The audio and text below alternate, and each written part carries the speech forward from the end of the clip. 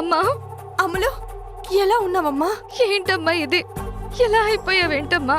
ఇంతకు ముందు జ్వరం వచ్చిందని నువ్వు ఇలా పడుకోవడం నేను ఎప్పుడు చూడలేదు. అలాంటిది నువ్వు ఇలా దిగులుతో మంచం పడితే ఎలా అమ్మా? మీ కొంట్లో బాలేదనగానే అమూల్యని వెంటనే మీ దగ్గరికి తీసుకొచ్చాను అత్తయ్య. తనని చూడగానే మీరు సంతోషపడతారని నా నమ్మకం.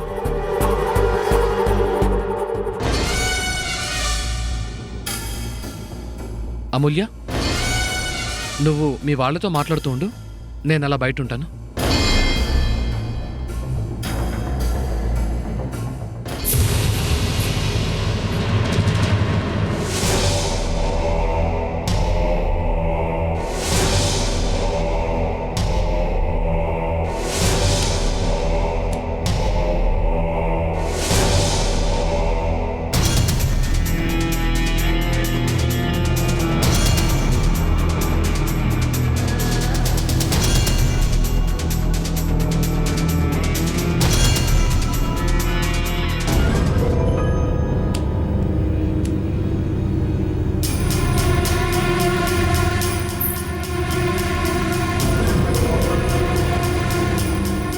నిన్ను చూస్తుంటే నాకు చాలా దిగులుగా ఉందమ్మా.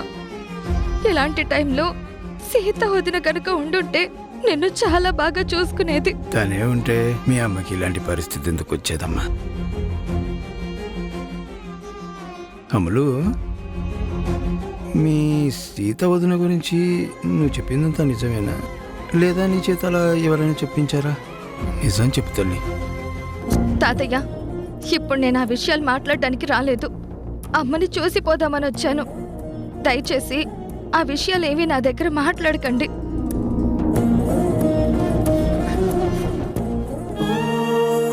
నన్ను క్షమించమ్మా. ఈరోజు నీకు ఈ పరిస్థితి రావడానికి కారణం నేనే. ఆ శశివదన ఎంతకైనా తెగించే మనిషి.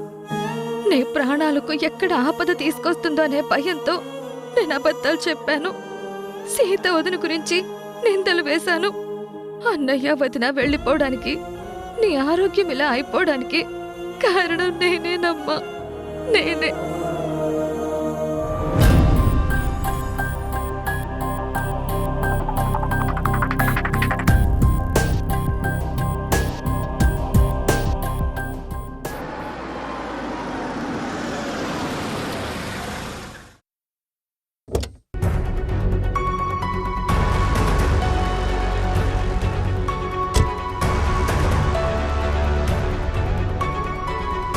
శశి, ఇది చందు కార్లా ఉంది. అవును బాలు, ఇది చందు కారే. ఈ టైంలో వాళ్ళెందుకు వచ్చారు? బహుశా అమ్మని చూడడానికి అమ్మను వచ్చిందేమో మరి. నాకు తెలియకుండా ఎందుకు తీసుకొచ్చాడు వీడు? కొంపతీసి అమూల్య నిజమంతా చెప్పేస్తుందేమో. శశి, పద వెళ్దాం.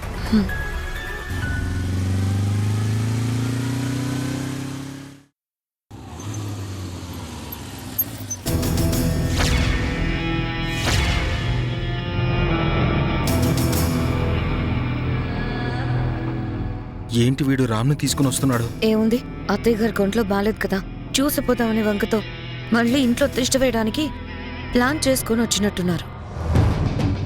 బాలు, వీళ్ళని ఇక్కడే ఆపేయడం మంచిది. లేదంటే లోపలికెళ్ళి అత్తయ్యతో మాట్లాడతారు. ఆవిడ మనసు కరిగిపోతుంది. వాళ్ళిద్దరిని మళ్ళీ లోపలికి తీసుకొస్తుంది. కథ మళ్ళీ మొదటికొస్తుంది. ఎలా వస్తారో నేను చూస్తాను. పదన్నయ్య. ఆగండి.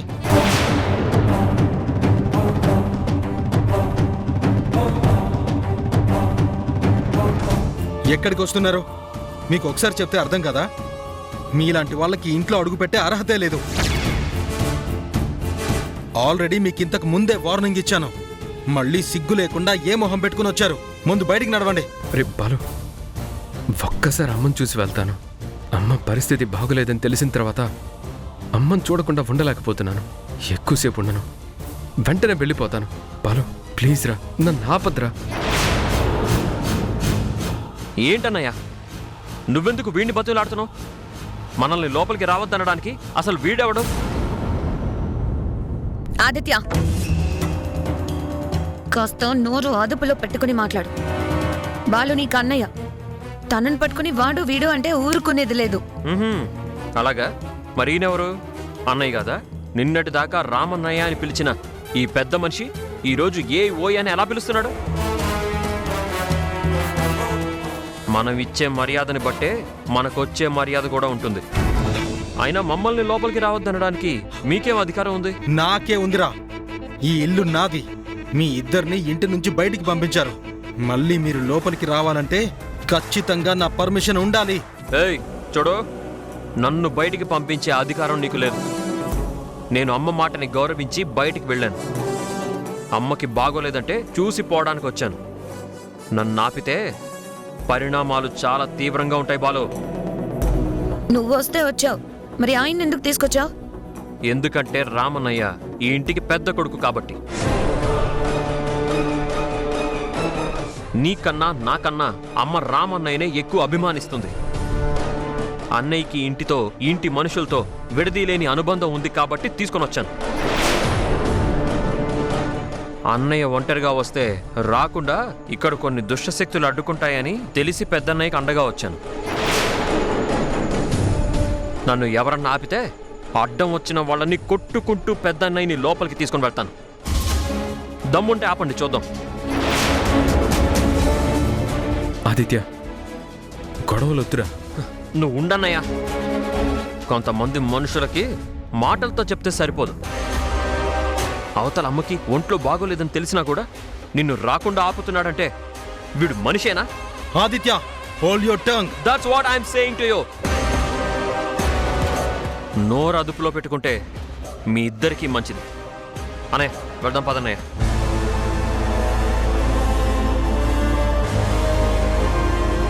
శశి, ఇప్పుడు లోపలికి వెళ్తే మనం రామ్ని ఇంటి బయట ఆపేసిన విషయం అమ్మతో చెప్తాడంటావా?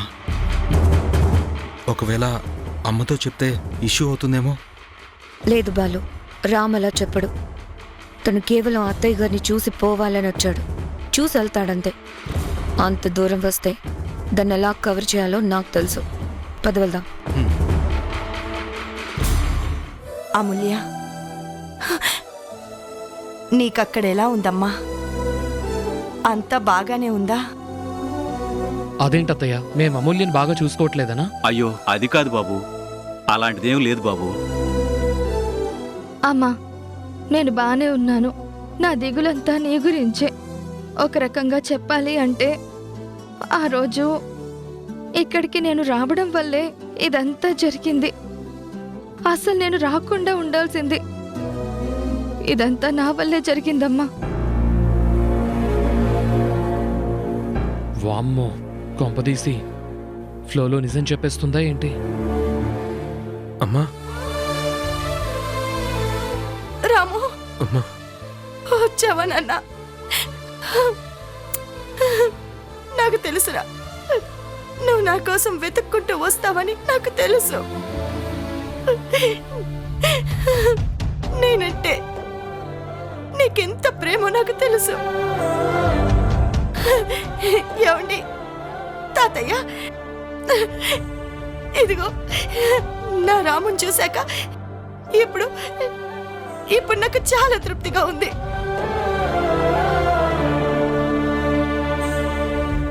అమ్మా, ఏంటమ్మా ఇది? ఎప్పుడూ చాలా స్ట్రాంగ్గా ఉండేదానివి ఇలా అయిపోయావేంటమ్మా? దీనికంతటికీ కారణం నువ్వేరా. మీ అమ్మ ఏదో కోపంలో 2 మాటలంటే నువ్వు నీ భార్యను తీసుకుని ఇంట్లోంచి వెళ్ళిపోతావా? ఏరా, మీ అమ్మ నిన్నేమనకూడదా? ఆ మాత్రం అధికారం మీ అమ్మకి లేదా? వాణ్ణేం అనకండి తాతయ్య. ఇందులో వాడి తప్పేమీ లేదు. ఒక భర్తగా వాడి ధర్మాన్ని వాడు సక్రమంగానే నిర్వర్తించాడు.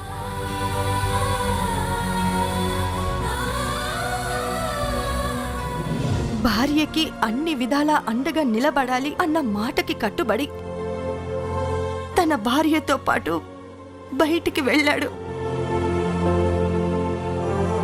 చిన్నప్పటి నుంచి నేను ఎలా పెంచానో వాడు అలాగే ఉన్నాడు. ఇప్పుడు వీణ్ణి తప్పు పడితే నా పెంపకాన్ని నేను తప్పు పట్టినట్టే అయిపోతుంది తాతయ్య.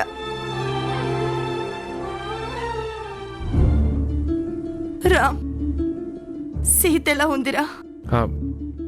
బానే ఉందమ్మా. నా మీద కోపంగా ఉంది కదూ? అలాంటిదేమీ లేదమ్మా. అయినా సీతకి నువ్వంటే ఎంత అభిమానమో నీకు తెలీదా? నీ మీద ఎందుకు కోపం ఉంటుందమ్మా?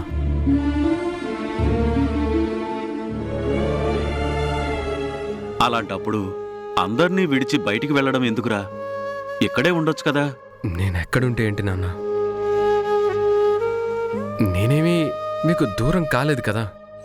మీరెప్పుడు పిలిచినా వస్తాను.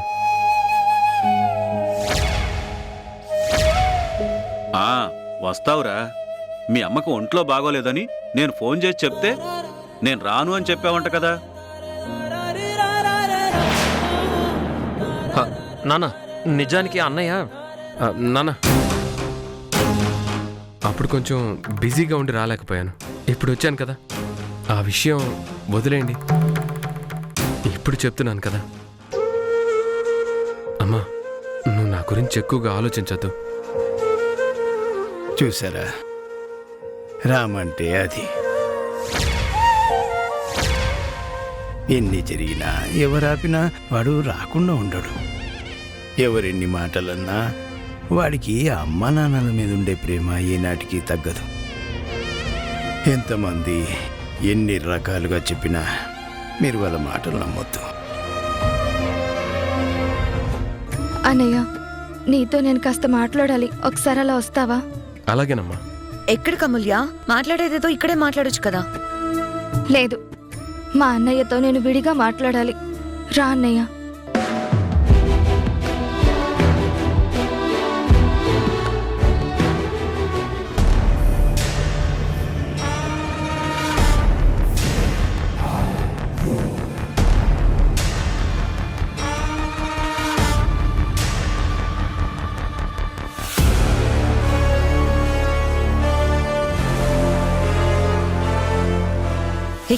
నీకు అసలు బుద్ధుందా?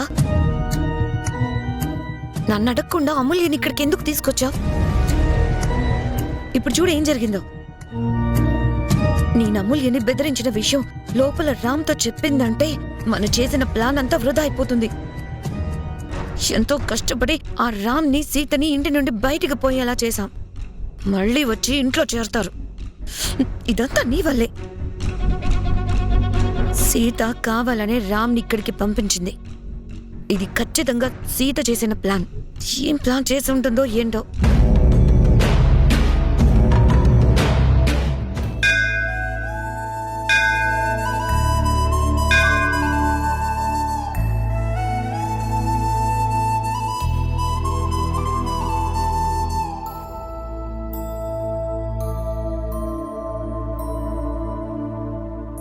భగవంతుడా, మా అత్తమ్మకి ఏమీ కాకూడదు.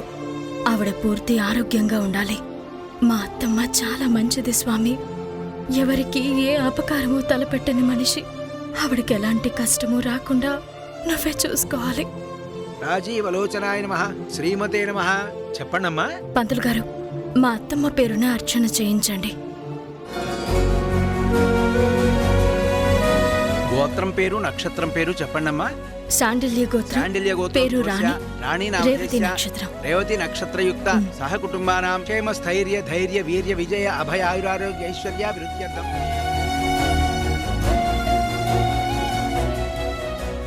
స్వామి, నా భర్త అంటే మా అత్తకి ఎంత ప్రాణమో మీకు తెలుసు. ఈరోజు అనుకోని పరిస్థితుల్లో మా అత్తమ్మకు మేము కావాలని దూరం అయ్యాము. మా ఎడబాటుని తట్టుకోగల మానసిక ధైర్యాన్ని అత్తమ్మకి నువ్వే ఇవ్వాలి స్వామి.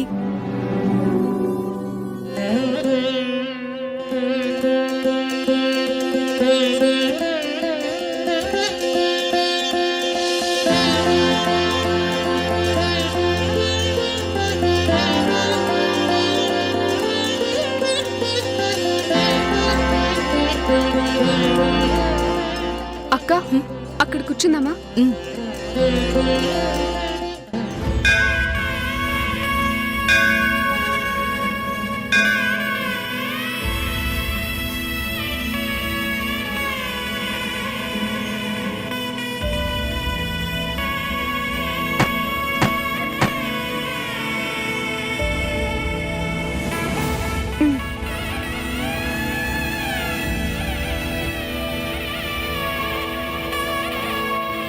అక్క,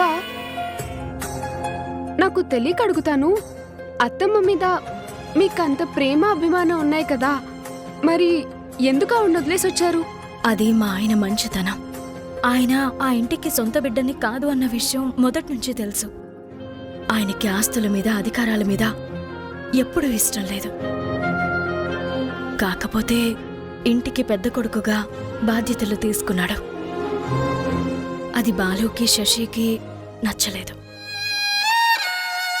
అక్కడే ఉంటే అత్తమ్మ ఆస్తి ఈయన పేరున్న రాస్తారు అంటున్నారు. దానివల్ల బాలుకి మరింత కోపం పెరిగే అవకాశం ఉంది. ఆయన ప్రేమను కోరుకుంటారో తప్ప ఆస్తులు కోరుకునే మనిషి కాదు. అందుకే అందరికీ దూరంగా రావాలని నిర్ణయించుకున్నాం. వచ్చేశాం. ఇప్పుడు అత్తమ్మని చూడ్డానికి వెళ్లారు. అక్కడ ఏం గొడవలు జరుగుతాయో ఏంటో. ఆయన ఒక్కడే వెళ్తే నాకు భయం ఉండేది కాదు. పక్కన ఆదిత్య వెళ్ళాడు కదా, అదే నాకు టెన్షన్గా ఉంది. ఏ గొడవలు జరగకుండా వస్తే బాగుండు.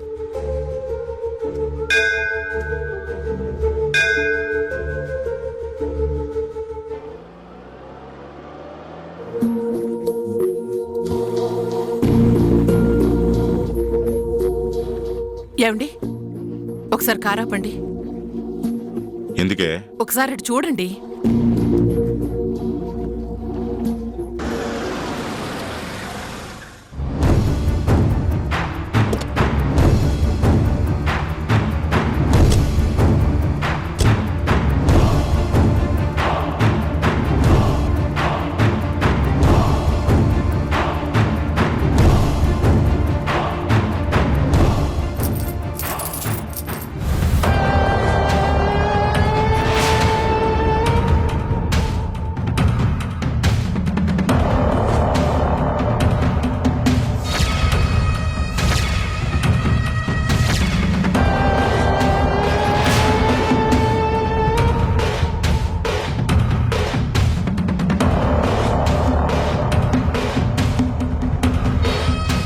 ఏంటే అలా చూస్తున్నావు?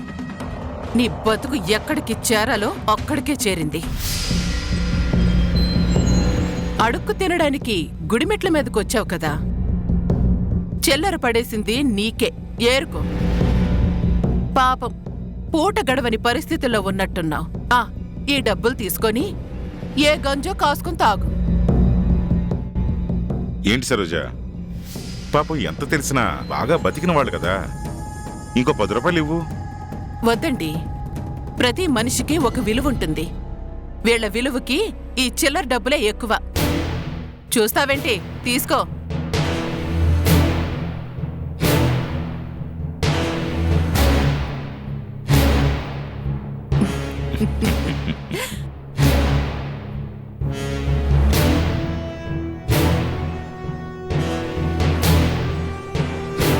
చూడు, ఇలాంటి డబ్బులు మా ఆయన ఎన్నో మీకు దానం చేశాడు, గుర్తుందా? ఆయనిచ్చిన డబ్బులతోనే ఈరోజు మీరు కారులో తిరుగుతున్నారు. ఎన్ని జన్మలెత్తినా మీరు ఆయన స్థాయికి చేరుకోలేరు. నడమంత్రపు సిరొచ్చి నాటకాలాడుతున్నారు కదా. ఏదో ఒక రోజు మీరు ఈ స్థాయికి రాక తప్పదు. ఆ రోజు మీకు ఖచ్చితంగా ఉపయోగపడతాయి. ఈ రోజు నుంచి ఇలా పారేసుకోకుండా చిల్లర దాచుకోండి.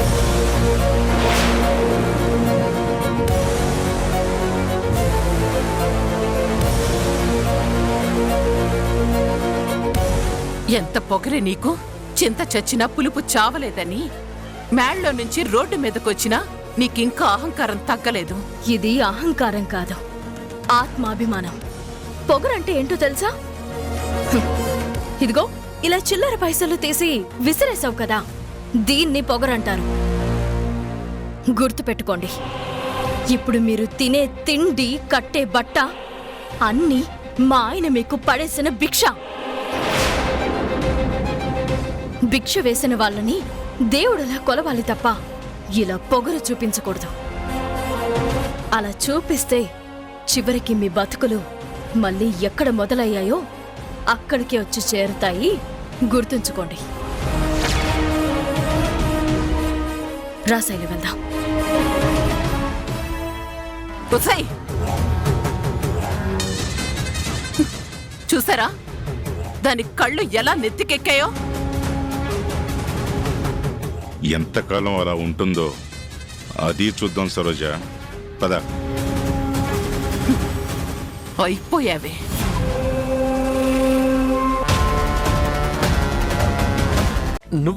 నువ్వేంటి ఇక్కడ? రిపేరింగ్ నేర్చుకుందామని. నువ్విలా నాతో కలిసి కార్ కిందకి దూరితే రిపేర్ నేర్చుకుంటున్నావు అనుకోరు. మరి మనిద్దరం కలిసి కింద ఏదో చేస్తున్నాం అనుకుంటారు. ఆదిత్య